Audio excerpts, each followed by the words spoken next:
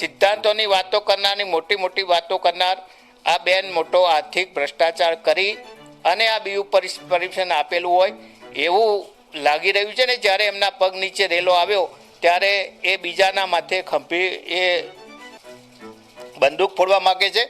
પણ આની અંદર પ્રથમ નંબરના આરોપી એ ચીફ ઓફિસર બનવા જોઈએ અને જો પોલીસ યોગ્ય કાર્યવાહી ન કરે તો લીગલી જે પણ પ્રમાણેની કાર્યવાહી થશે આગામી સંકલનની અંદર એમાં અમે લડીશું. પણ લોકોને ગેરમાર્ગે દોરી ખોટી વાતો કરી અને પોતાને પ્રમાણિક ગણાવતા આવા ભ્રષ્ટ અધિકારીઓ સામે કાર્યવાહી થવી જોઈએ. ધારાસભ્ય આ બિલકુલ જૂઠાણા ભર્યો આક્ષેપ લગાવે છે અને જેને કમળો હોય એને પીળું જ દેખાય.